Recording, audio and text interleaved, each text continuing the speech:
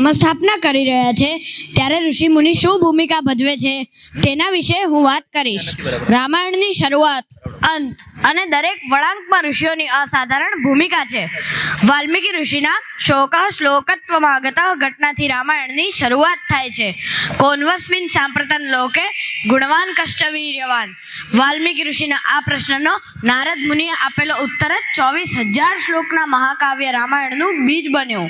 રાજા દશરથને પુત્રકામેષ્ટિ યજ્ઞ કરાવનાર ઋષિ ઋષ્યશૃંગ, શ્રીરામનું નામકરણ સંસ્કાર કરનાર કુલગુરુ વશિષ્ઠ ઋષિ, શ્રીરામને અનેક દિવ્યાસ્ત્રો અને વિદ્યાઓ આપનાર વિશ્વામિત્ર ઋષિ, શ્રીરામને ચિત્રકૂટમાં રહેવાનું માર્ગદર્શન કરનાર ભરદ્વાજ ઋષિ, ઋષિ અત્રિના આશ્રમમાં સતી અનસુયા સીતાજીને દિવ્ય વસ્ત્રો તેમજ આભૂષણો આપે છે.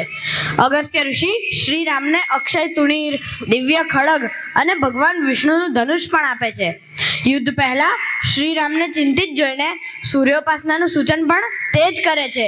તતો યુદ્ધ પરિશ્રાંત સમરે ચિંતયા સ્થિત. આ સ્તોત્રનું 3 વખત પારાયણ કરીને શ્રીરામ યુદ્ધ માટે જાય છે. શ્રીરામ શબરીને મળે છે તે મતંગ ઋષિના આશ્રમ. રાજ્યાભિષેક પછી અગસ્ત્ય ઋષિ માર્ગદર્શન કરવા આવે છે. ચ્યવન ઋષિ પણ કેટલાક રાક્ષસોની ફરિયાદ લઈને આવે છે. જ્યારે રાજા રામ રાણી સીતાનો ત્યાગ કરે છે ત્યારે સીતાજીને પોતાને ત્યાં આશ્રય આપનાર અને કુશ લવનું ઘડતર કરનાર વાલ્મીકી ઋષિ.